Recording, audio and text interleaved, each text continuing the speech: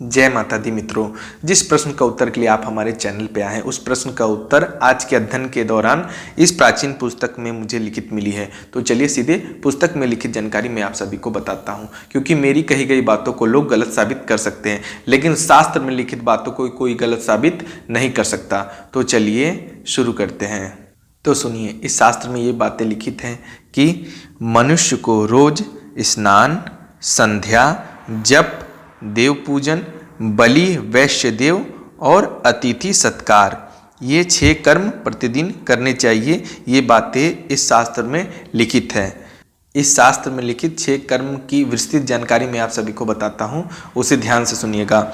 इस शास्त्र में जो 6 कर्म बताए गए हैं उसका मैं विस्तृत जानकारी मैं आप सभी को बताता हूँ, उसे ध्यान से सुनिएगा। इसमें पहला कर्म बताया गया है कि मनुष्य को स्नान। तो मनुष्य को स्नान यानी प्रातःकाल सूर्योदय से पहले मनुष्य को स्नान कर लेना चाहिए। ये बातें शास्त्र में लिखित है और कई पुराणों में, कई शास्त्रों में, कई वेदों में ये बात लिखित है। ये इसी शास्त्र में नहीं है, बहुत सारी पुस्तकों में ये बातें लिखित है कि प्रातःकाल सूर्योदय से पहले स्नान कर लेना चाहिए। अब सूर्य उदय से पहले स्नान करने वाली बात जो हर शास्त्रों, वेदों, पुराणों में जो लिखित आती है वो इसलिए आती है क्योंकि मनुष्य का जो शरीर जो पर्यावरण में जाता है, घूमता है, फिरता है, उससे शरीर अशुद्ध हो जाता है, वस्त्र भी अशुद्ध हो जाते हैं, जिसको स्नान करने के बाद ही शुद्धि मिलती है, पवित्रीकरण होती है। इसलिए मनुष्य को नित्य सूर्योदय से पहले स्नान कर लेना चाहिए। जैसे और शास्त्रों में कहा जाता है कि सूर्योदय से पहले स्नान कर लेना चाहिए, तो वो बात मैं आपसे नहीं कहूँगा, क्योंकि जो बातें उस समय लिखित हुई थी पुराणों में, शास्त्रों में, तो उस समय इतने देर तक रातों में आदमी जगते नहीं थे। ज्यों सूरज ढला सब कोई अपने घर में चले जाते थे, भोजन करके सो जाते थे। लेकिन उस नियम को कौन फॉलो करता है? आदमी 11 बजे, 12 बजे आज के टाइम पे लोग सो रहे हैं, 1-1 बजे तक लोग सो रहे हैं, तो 4 बजे उठ पाना असंभव है। क्योंकि शास्त्र में ये बात भी लिखित है कि मनुष्य को कम से कम 8 घंटा नींद जरूरी है। तो अगर इंसान 12-1 बजे सोता है, अगर 4 बजे उठ जाता है, तो वहाँ कहाँ 8 घंटा पूरा हुआ? ठीक से 6 घंटे भी नहीं पूरे होंगे। तो ये बात मैं आपसे बिल्कुल भी नहीं कहूँगा कि सूर्योदय से पहले आप स्नान करें। हाँ, ये कहूँगा कि जल्दी से जल्दी सोने की कोशिश आप करिए और सुबह जल्द से जल्द उठने की कोशिश करें। उसके उपरांत आप ब्रश करके तुरंत स्नान करिए। स्नान करने के बाद आप सर्वप्रथम एक लोटे में जल लेके उसमें अक्षत, फूल, लाल चंदन डाल के आप सूर्य देव यानी सूर्य देवता को अर्घ्य अवश्य दें। इससे आपका भाग्य वैसे ही उदय हो जाएगा। जब आप सूर्य देव को जल चढ़ा चुके हों तब आप अपने कार्यों में व्यस्त हो सकते हैं, तब कोई दिक्कत नहीं है। तो चलिए अब नंबर 2 यानी संध्या के विषय में आपको जानकारी दे रहा हूँ। संध्या के बारे में मैं आप सभी को बता दूं, कई लोग संध्या का मतलब ही नहीं जानते होंगे। तो संध्या का मतलब ये है जो शाम को पूजा की जाती है, यानी मान के चलिए 5 बजे से लेके 7:30 बजे से पहले जो भी पूजा होती है वो टाइम संध्या का होता है, यानी शाम के पूजन का होता है, उसे ही संध्या कहा जाता है। तो शास्त्रों में संध्या का बहुत ही महत्व है। देखिए, दिन की पूजा का जितना महत्व नहीं है शास्त्रों में, उतना संध्या यानी शाम की पूजा का महत्व है। कारण इसके पीछे ये है कि दिन में तो सूर्यदेव प्रत्यक्ष रूप में विराजमान होते हैं, हर जगह रोशनी ही रोशनी होती है, लेकिन संध्या के समय जो है घर में दीप प्रज्वलित होना बहुत ही जरूरी होती है, तभी लक्ष्मी घर पे वास करती है। इसीलिए शास्त्रों में संध्या का हर जगह वर्णन पाया गया है। तो संध्या के विषय में मैं आपको बहुत लंबी बात नहीं बताऊंगा, बस इतना बताना चाहता हूं कि संध्या आप लोग अवश्य करें, यानी शाम को पूजा आप लोग अवश्य करें। कोई भी घर का सदस्य करे, ये जरूरी नहीं कि आपके पास समय नहीं है यानी ना हो सके। कोई भी सदस्य नहा धोवा के अच्छे से स्थान को साफ करके लोटा वोटा धुल के जिस तरह आप नित्य पूजा करते हैं उसी तरह आप पूजा अवश्य करें और भगवान का ध्यान स्मरण अवश्य करें। और साथ ही माला जप भी आप जरूर करें, भले ही वो कोई भी मंत्र आपका हो, जो भी देवता आपके प्रिय हो, लेकिन मंत्र जप भी शाम को अवश्य करें। एक माला ही करें लेकिन करें। इसी के लिए शास्त्र में संध्या का बहुत बड़ा महत्व माना गया है। संध्या करने से ही घर में लक्ष्मी का वास होता है, क्योंकि जिस घर में दीपक नहीं रहता है, यानी गरीब से गरीब जिसके कोई ऐसा घर नहीं हो सकता जिसके घर में तेल ना हो, तो कम से कम कुछ ही देर जले, ज़्यादा देर ना जले, 10 मिनट जले, 15 मिनट जले, 1 घंटा जले, वो आपके ऊपर डिपेंड है। लेकिन संध्या में दीपक अवश्य जलाना चाहिए। ऐसा ना हो कि नहीं जलाना चाहिए। और केवल संध्या में दीपक जलाना ही पूजा नहीं हो जाती है, ध्यान स्मरण करना पड़ता है, पाठ करना पड़ता है। पाठ में आप जो इच्छा हो, आपको जो भी देवी देवता का जो भी आपको चालीसा पढ़ना है, स्तोत्र पढ़ना है, स्तुति करनी है, कवच पढ़ना है, आप उसे पढ़ सकते हैं, इसमें कोई भी रोक नहीं है।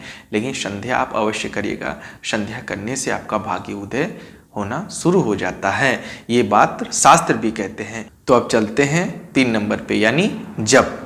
तो देखिए, जप जो इसमें लिखित है इसका बहुत बड़ा महत्व है।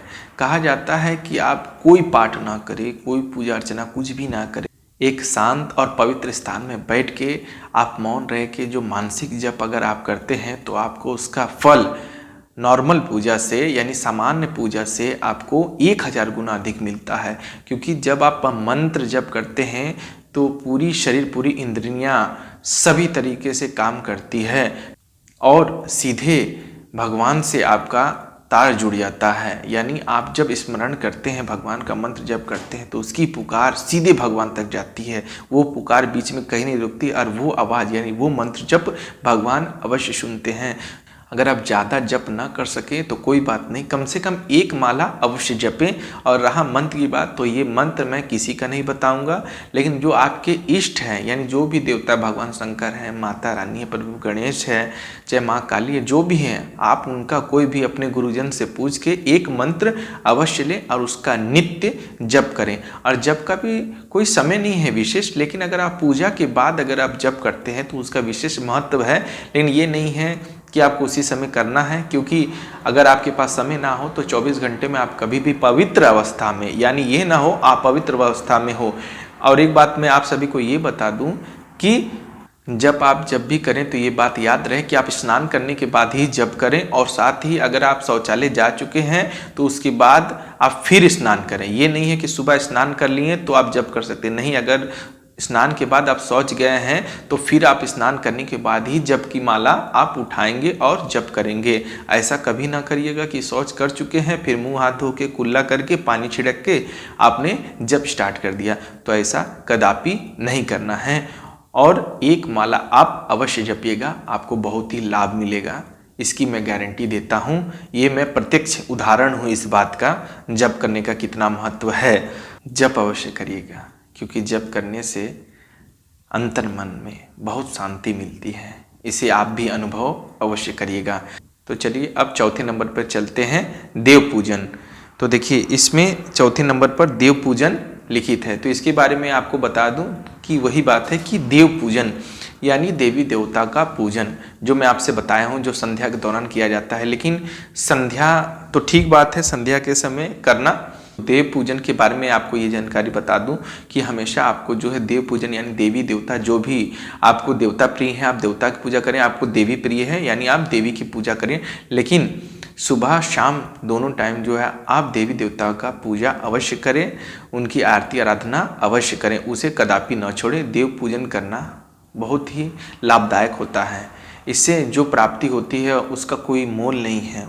देव पूजन करने वाले मनुष्य को कभी भी किसी भी प्रकार की जल्दी बाधा नहीं आती है। अगर आपके भाग्य में कोई कष्ट, कोई बाधा, कोई एक्सीडेंट लिखा भी होता है तो 3 के बराबर कष्ट होके वो जल्दी ही चला जाता है। देव पूजन में बहुत शक्ति होती है, उसे मामूली शक्ति ना समझिए। भले ही आप 5 मिनट पूजा करें या 5 घंटे पूजा करें, लेकिन अगर आप देव पूजन करते हैं, अगर मन से देवी देवता को आप पुकारते हैं, अगर आपकी आवाज़ देवी देवता तक पहुंचती है तो आपका कभी कोई बुरा नहीं कर सकता है। ये बात आप गांठ बांध लीजिएगा, ये मैं नहीं कह रहा हूँ, मेरे गुरुजन, मेरे अनुभव, ये शास्त्र ये बातें कहते हैं कि देव पूजन करने वाला व्यक्ति को कोई बाहरी शक्ति दुखी नहीं कर सकती है। ये बात आप जान लीजिएगा। तो आप सुबह और शाम पूजा अर्चना अवश्य करिएगा। और एक बात ये भी बता दूं कि अगर सुबह शाम का अगर ना समय मिले तो 1 टाइम तो अवश्य करेगा। मैं ये नहीं कहता हूं कि सुबह ही शाम करने पे ही लाभ मिलेगा, लेकिन ये बात मैं आप सभी को कहता हूं कि अपने समय अनुसार अगर आपको सुबह में समय मिलता है तो आप सुबह में पूजन करें, अगर आपको संध्या में यानी शाम को समय मिलता है तो आप शाम में करें, लेकिन दोनों में से 1 टाइम तो आप अवश्य करें। इससे आपको बहुत ही लाभ मिलेगा, इसका अनुभव आप स्वयं करेंगे, एक बार करके अवश्य देखिएगा। आप चलते हैं 5वें नंबर पे, जिसमें लिखित है बलि वैश्य देव, और 6वें में है अतिथि सत्कार। तो ये दोनों टॉपिक आपको बताने योग्य नहीं है, क्योंकि इतनी व्यस्तता भरी जिंदगी में किसी के पास इतना समय नहीं है। ये 4 क्रम अगर इसी प्रकार अगर आदमी कर ले तो उसका भाग्य उदय वैसे ही हो जाए। लेकिन फिर भी अगर इसमें जो बातें लिखित हैं उसके बारे में मैं थोड़ी जानकारी तो आपको जरूर दूंगा।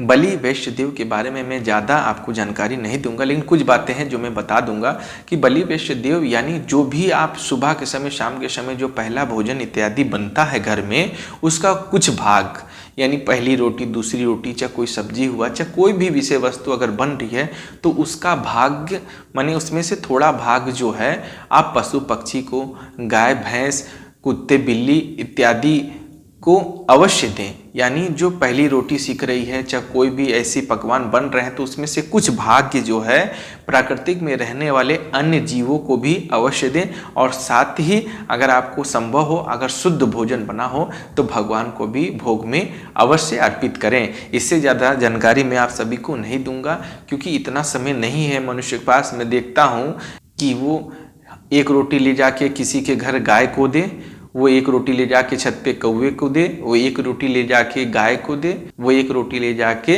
बकरी खिलाए। इतना समय मनुष्य के पास बिल्कुल नहीं है। तो इसी के लिए मैं इस विषय में आपको बताना नहीं चाह रहा था, लेकिन जिससे ये संभव हो सके तो मैं ज़्यादा पशु पक्षी के बारे में भले ना कहूँ, लेकिन आप एक गाय को रोटी अवश्य खिलाइएगा। अगर केवल आप गाय को ही कोई भी माने रोटी ही नहीं, कोई भी रोटी हो, चावल हो, सब्जी हो या अन्य कोई भी चीज़ हो जो गाय के खाने योग्य हो, उसे आप गाय को जरूर दे के आएँ। अब 6वें नंबर पर इसमें लिखित है अतिथि सत्कार। तो अतिथि का मतलब तो आप जानते ही हैं, यानी मेहमान जो घर में गेस्ट आते हैं उनके बारे में है कि अतिथि का सत्कार यानी उनका इज्जत करना, उनकी खातिरदारी करना, उनको कोई भी प्रकार से कोई कष्ट ना होना, अच्छे से बातचीत करना इत्यादि अतिथि सत्कार के बारे में आप अच्छी तरीके से जानते हैं। आजकल तो मनुष्य के पास किसी के पास इतना समय ही नहीं है कि वो किसी घर जाके 5-6 दिन रुके।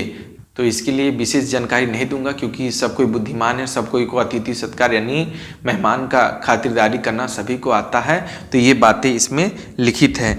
तो इस पुस्तक में लिखित 6 कर्म समाप्त हुए। 6 विषय की जानकारी मैं आपको बता चुका हूँ।